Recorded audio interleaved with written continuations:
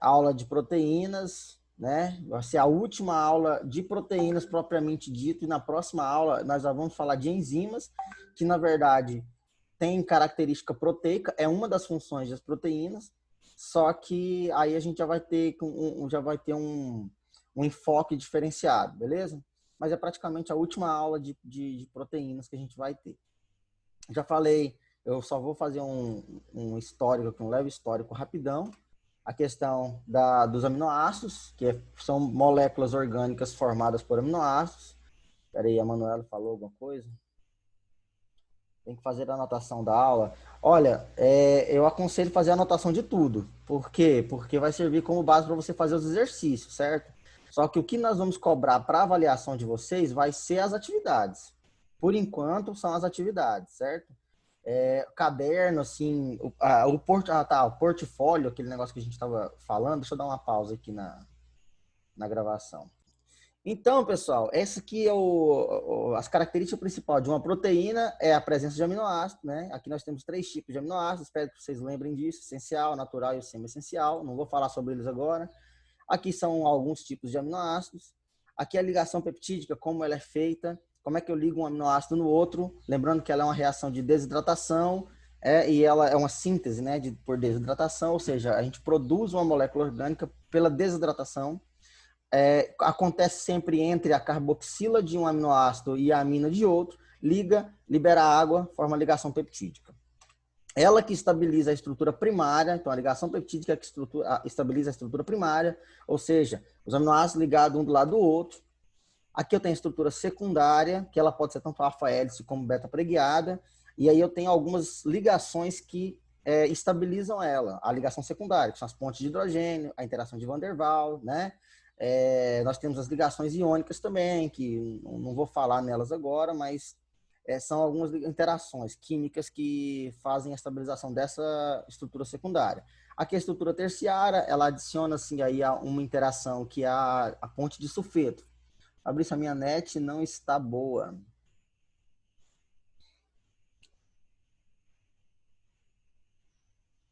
Cadê? Sumiu parece que a Carla comentou alguma coisa aí. Está sem microfone, Carla? Qualquer coisa desmuta aí, pode falar. Acho que ela saiu. Ah, não, tá aí. Ana Carla, tá aí ainda. Não entendi o que você falou. Qualquer coisa digita de novo aí. Parece que sumiu o seu comentário aqui. Então, pessoal, a estrutura terciária é isso aí, né? Pontes de sulfeto adicionais aí para estabilização. Aqui eu tenho a estrutura quaternária, ou seja, várias estruturas terciárias juntas. Aí também tem um panorama comparativo. Aqui eu tenho a desnaturação proteica, que a desnaturação proteica ela é baseada na perda de função da proteína, ou seja, por algum agente externo, seja temperatura, seja química, seja um solvente orgânico, seja exposição a detergente. Então você pode ter a perda, né? A perca da estrutura primária ou da função dessa proteína porque ela quebrou as suas ligações e aí ela desestabiliza. Isso pode ser irreversível, né? No caso do ovo é o mais famoso de tudo. O ovo, quando a gente frita ele, irreversivelmente ele perde a conformação das suas proteínas e aí ele fica naquele formato duro lá que é geralmente quando a gente come ele. Então, aqui as funções das proteínas, né? A Ana Carla voltou aqui. As funções das proteínas, nós temos aqui a estrutural, que é para formar alguma coisa, dei exemplo do citoesqueleto, dei exemplo aqui também do centríolo, né? Das proteínas, de membrana, tudo são estruturas formadoras estruturais. Aqui ó, tem o microtúbulo aqui, ó, dos formadores do citoesqueleto. Aí eu tenho aqui o centríolo também, que também tem essas tubulinas, que são essas proteínas estruturais aí, né? Aqui eu tenho as proteínas de membrana, todas essas em azul são proteínas de membrana. Aqui eu tenho as proteínas de membrana que fazem o reconhecimento para as coisas entrar dentro da célula, como é o exemplo do vírus, que para ele entrar dentro da célula, ele precisa reconhecer uma proteína de membrana. Então, esse aqui é um caso. Aqui o colágeno também é uma outra proteína estrutural, né? Que ela dá firmeza ao tecido conjuntivo. Então, o colágeno dá elasticidade, dá resistência, né? Tem muito nas cartilagens, tendões, na matriz óssea, né, no pulmão, né, no sistema cardiovascular, no caso do sistema cardíaco, né, da artérias, veias e artérias, vasos sanguíneos. Então aqui eu tenho algumas formas, eu tenho um tecido jovem, um tecido velho, então provando que quanto mais velho você fica, menos colágeno você produz. Por isso, isso explica a questão da flacidez da pele. Aqui eu tenho proteína de transporte, que no caso é a hemoglobina, ela transporta oxigênio, ela é formada por 4 glóbulos de estrutura terciária, formando uma estrutura quaternária com 4 pontos, né? Alfa 1, alfa 2, beta 1, beta 2. Aí você tem um grupo prostético, que é um grupo extra proteína, que a gente também chama de grupo hemo, que está ligado a um grupo de ferro. Certo? Esse grupo de ferro, por isso que o nosso sangue ele é vermelho, pessoal, porque essa característica dessa proteína, ela traz essa cor vermelha, tá? E a função transporte de oxigênio. Então, aqui tem uma hemácia normal, eu tenho uma hemácia falciforme, falando que a anemia falciforme é um problema que dá na hemoglobina por causa de uma característica genética. A glutamina da proteína, a glutamina da hemácia é trocada pela valina, certo? Por um outro aminoácido. O ácido glutâmico, a glutamina, é trocado pela valina e isso faz com que ela perca a função dela, ela fique com essa estrutura de forma de foice, né? E aí ela não carrega o oxigênio com tanta facilidade. Então ela tem as pessoas que têm essa doença têm um problema de oxigenação nos tecidos, beleza? Deixa eu ver aqui que nós estamos. Então, as formas das proteínas, então, elas interferem diretamente na sua função, beleza? Isso é importantíssimo saber. A proteína de movimento, que tem uma função de movimento, no caso, a contração muscular, ela é dada, pessoal, pela movimentação de proteínas. Tem duas proteínas, basicamente, no músculo, que a gente chama de sarcômero. O sarcômero é uma unidade onde tem duas proteínas básicas que se interagem para fazer a movimentação. A actina, está aqui embaixo, ó, e a miosina, que é essa em vermelho. Beleza? Então, quando elas interagem, uma anda sobre a outra e aí faz com que o músculo contraia e o músculo relaxe, baseado nessa movimentação do sarcômero. O sarcômero é uma unidade com várias células assim em fileira. Então, aí, quando essas várias células se movimentam, o músculo movimenta. Então, se vários sarcômeros em série fazem esse movimento, o músculo consegue se movimentar e nós, então, conseguimos desenvolver a movimentação dos nossos ossos. Lembrando que o músculo ele serve exatamente para isso, tá, pessoal? Ele fica firmado no osso para puxar o osso e fazer o osso movimentar, beleza? Se a gente tivesse só osso, nós não conseguiríamos movimentar. Então, proteína de movimentação aí, muito interessante. Outra movimento também, a gente pode ver também nos cílios e flagelos, tá? Qualquer ser vivo que tenha cílio ou flagelo, exemplo, professor, o paramécia. Paramécia é um protozoário que tem cílios, então a movimentação dos cílios para ele nadar, ele é um organismo aquático, né? Então, para ele nadar, ele precisa desses cílios batendo. Então, é a movimentação. É que a movimentação daquele cílio, na base da membrana dele, tem que ter uma proteína ali que faz essa movimentação. Movimento dos cromossomos também, na hora da divisão celular, você tem que ter movimento dos cromossomos, beleza? E aí também isso ajuda na movimentação dele lá dos cromossomos. Agora, esse aqui que eu não falei na última aula. A outra função das proteínas é a defesa. Tem proteínas, pessoal, que são específicas para fazer a defesa do nosso organismo. A resposta imune, o que é resposta imune? Resposta imune é quando um organismo que não faz parte do seu organismo, um organismo vivo, ou então uma partícula estranha, entra no seu organismo. O seu organismo, ele manda um sinal, certo? Ele envia um sinal para todas as células de defesa. Desculpa. Para todas as células de defesa. E essas células de defesa começam a produzir anticorpos. Certo? Então, o que é o anticorpo? O anticorpo nada mais é que uma proteína que tem esse formato aí, parece um Y, né? Tem um formato parecido com um Y. Então, esse formato aí, pessoal, é próprio para ele se ligar a um objeto estranho algo estranho na sua célula, no seu organismo, e aí existem células de defesa, por exemplo, os macrófagos. Os macrófagos são células de defesa. A corona chega para todos. Não entendi. Existem células de defesa, então, que para reconhecer, para poder, por exemplo, o macrófago lá, para ele poder fagocitar um organismo estranho, esse organismo estranho precisa estar marcado para morrer. Entendeu? É mais ou menos assim. Então, o que é o anticorpo? Anticorpo é uma proteína, nós chamamos ela de imunoglobulina. Então, imunoglobulina é exemplo, né? Imunoglobulina A, imunoglobulina G, M, a imunoglobulina D. Então, são todos esses exemplos aqui que eu tenho aqui embaixo, ó, de imunoglobulina. Então, esses anticorpos, quando você está passando por uma infecção, eles são produzidos e eles são ligados no agente infeccioso. E esse agente infeccioso, agora, quando ele entra no seu organismo, ou quando se ele já está no seu organismo, vão ter células de memória, galera. Células de memória. O nosso organismo, ele tem essa memória, tá? Então, ele vai lá, reconhece esse anticorpo, destrói esse organismo por causa desse anticorpo, certo? E se por acaso esse organismo entrar de novo gerando esse mesmo anticorpo, que se liga nesse mesmo anticorpo, ele vem aqui e fagocita de novo. Então, o nosso organismo, as nossas células de memória...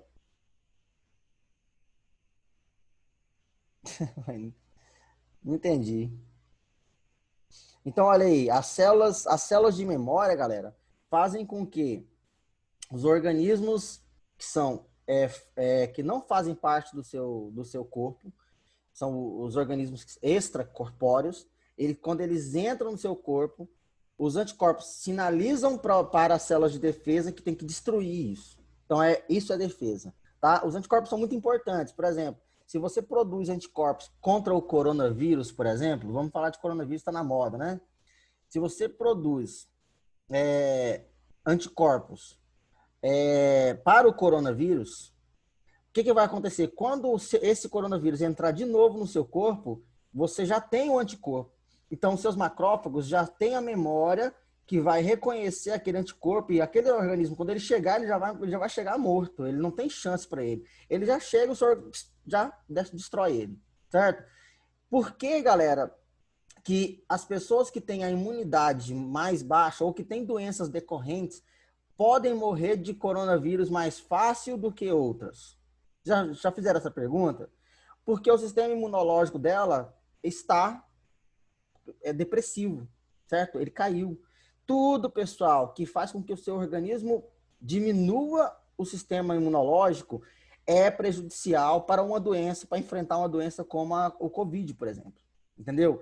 É problemático. Então, você tem que ter o sistema imunológico top. E, professor, como é que eu faço para poder ter um sistema imunológico bom?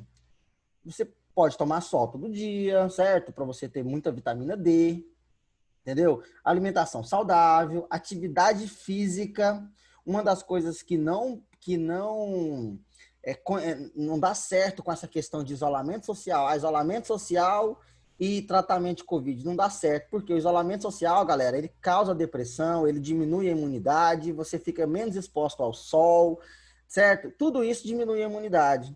E a imunidade tem que estar forte para combater o corona. Então, peraí, é uma coisa estranha. Isolamento social e combate ao vírus não coincide. Então, por exemplo, se você se isola socialmente, naquele medo de pegar essa doença chinesa, o vírus chinês, se você fica naquela tensão, o que vai acontecer com você? Você vai diminuir a sua imunidade. E se você for exposto ao vírus, a sua imunidade vai estar baixa e o vírus pode causar mais dano ainda a você. Então, você tem que fazer atividade física, tem que tomar sol. Todo dia de manhã, eu tomo café da manhã aqui em casa no sol. Eu fico ali mais ou menos uns 30 minutos no sol de manhã, entendeu? O quê? Fazendo com que minhas células produzam, estimulando a minha célula a produzir vitamina D. Vitamina D, ela também faz parte do sistema que vai provocar uma ação imunológica. Então, é importantíssimo que você tenha esses padrões aí. Beleza? Deixa eu ver aqui as perguntas. Concordo com isso. Eu vou pra praça fazer exercício. É isso aí, galera. Pessoal, a atividade física, ela aumenta, tá? Ela aumenta, sim, a imunidade, beleza? Isso vai contra essas questões de isolamento social aí. Isolamento social e o tratamento de Covid é contramão, vai na contramão, tá?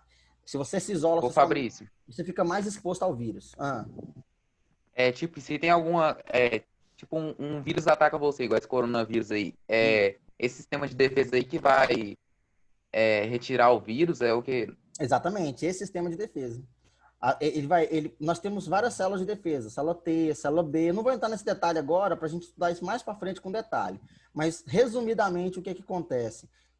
O coronavírus entra, se o sistema imunológico ele está bom, ele vai reconhecer esse vírus com uma maior facilidade, ele vai achar esse vírus, vai produzir anticorpos para esse vírus, certo?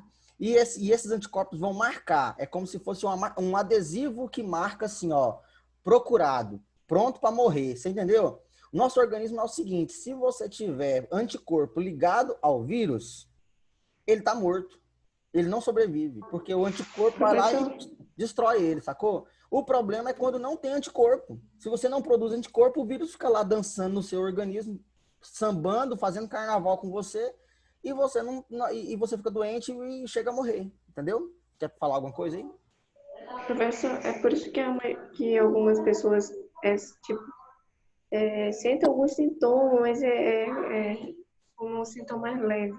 É Exatamente. por isso? Exatamente. As pessoas que têm um sistema imunológico mais forte, por isso que as pessoas mais novas é muito difícil de morrer de coronavírus. Vou falar vírus chinês, né? Porque parece que eles derrubam os vídeos que tem esse coronavírus. Então, talvez já vai estar derrubado o meu vídeo aí. Mas é, esse vírus aí, na verdade, qualquer vírus, né? Quem é mais novo, por exemplo, é mais difícil de você ter um problema com ele. Agora, quando você é mais velho, o que acontece? O seu sistema imunológico já está tendendo abaixo, já está ficando mais depressivo conforme você vai ficando mais velho. Então, a tendência é de você ter uma ação mais forte do coronavírus. Beleza? Conversa reservadamente, mas deixa aqui para as dúvidas. Exatamente, deixa aqui para as dúvidas, galera. Depois vocês conversam aí no privado. Pessoal, entendeu aí? Tranquilo? Sistema imunológico, proteína. Então, proteína tem função de defesa. São os anticorpos. Tá tranquilo? Nós vamos ter umas aulinhas lá na frente, bem lá na frente, quando a gente vai falando de sistema.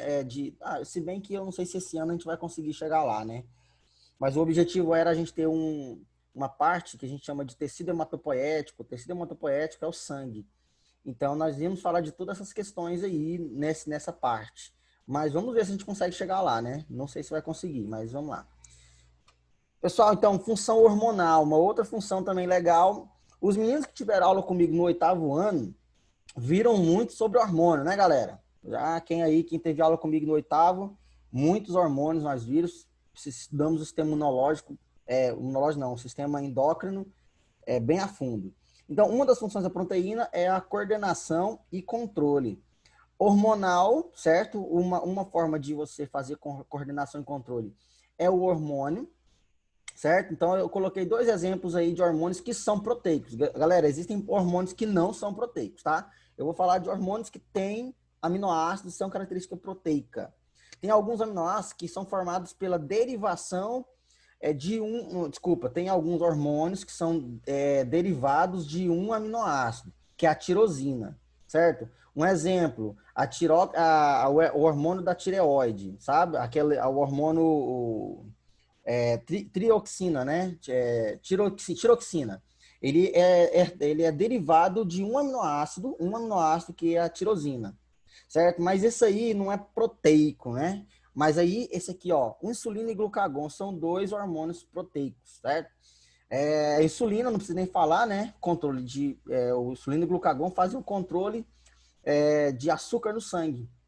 A insulina tirando o açúcar do sangue e o glucagon tirando o açúcar do fígado e levando para o sangue. Espero que vocês lembrem desse negócio aí também, que eu falei muito no ano passado. Não sei se a Emanuele lembra de alguma coisa assim.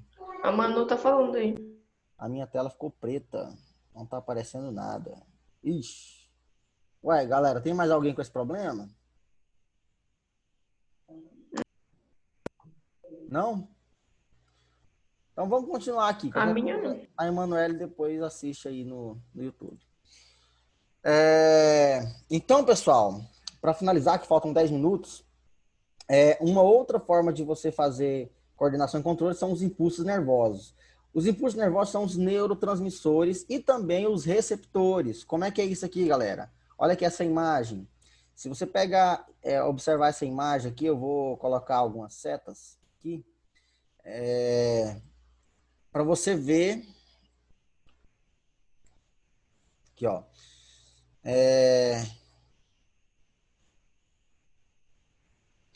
Aqui, ó. Aqui é a terminação nervosa. Esse aqui é um neurônio. Não sei se vocês lembram. O neurônio é formado por corpo celular. Essa parte maior aqui, ó, grandona é o corpo celular. Essas partezinhas aqui menores, em cima aqui são os dendritos, certo? Então, os dendritos. Aqui eu tenho o axônio, certo? Que é onde o impulso nervoso caminha. E aqui eu tenho as terminações nervosas.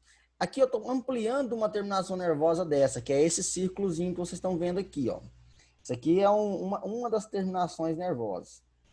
Então, essa terminação nervosa aqui, ó, o que acontece, galera? Dentro dela, ela estimula um outro neurônio, ou ela estimula o dendrito de um outro neurônio, o corpo celular de um outro neurônio, através de neurotransmissores. O que são neurotransmissores? Neurotransmissores são proteínas, são moléculas proteicas que são liberadas aqui nessa estrutura que chama fenda sináptica. Olha aqui, galera, ó, tem um intervalozinho entre a terminação e Vou pintar de novo, tirar esse negócio aqui para ficar mais fácil.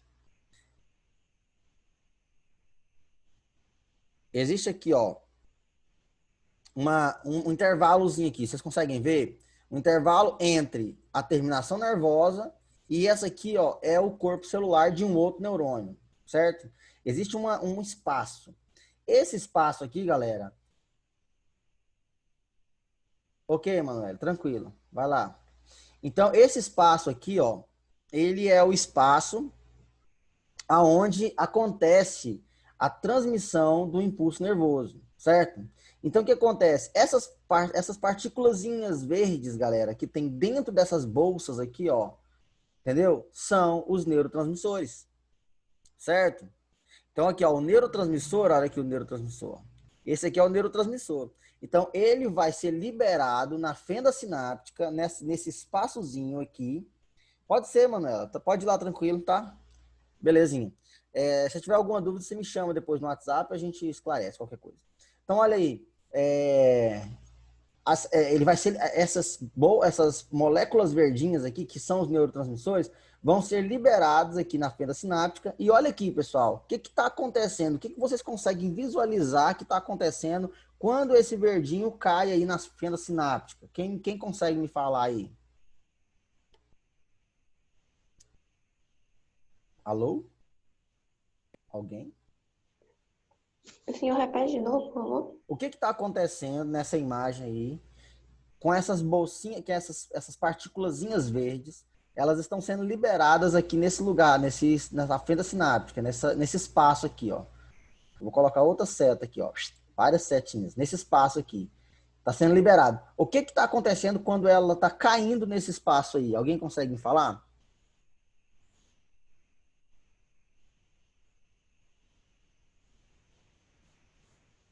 Não? Não sei o que é isso, não. Faço a mínima ideia, mano. Não consegue interpretar aí a imagem e me falar o que está acontecendo com as bolinhas verdes? Elas estão caindo em cada negocinho desse aí, ó. Isso, está caindo em cada negocinho desse azul aqui, não é? Uhum. E o que são esses negocinhos azul? Olha aqui, ó. São receptores. Receptores de membrana. Receptores do axônio. Então, a mensagem, ela sai desse neurônio, passa pelo axônio, chega na terminação nervosa, e lá na terminação nervosa vai acionar a liberação de quem? Dos neurotransmissores. Os neurotransmissores vão cair na fenda sináptica e vão ser absorvidos por quem? Por esses receptores, esses receptores aqui da membrana do axônio, do novo axônio. Tá entendendo? Aqui, ó, o que está acontecendo, pessoal? É esses aqui, ó, que está acontecendo isso. Eu tô colocando a setinha aqui, ó. É aqui que está acontecendo isso.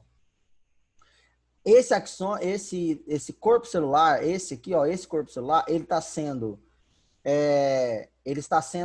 excitado, ou seja, ele está sendo estimulado, certo? Por causa da liberação de neurotransmissores. Galera, nosso corpo, todo tipo de pensamento, todo tipo de movimentação, sabe? Todo tipo de interpretação de informação, você faz assim, liberando neurotransmissores nos axônios para que ele informe a esse axônio o que está acontecendo, certo? Então, de novo, o neurotransmissor é uma molécula proteica, certo?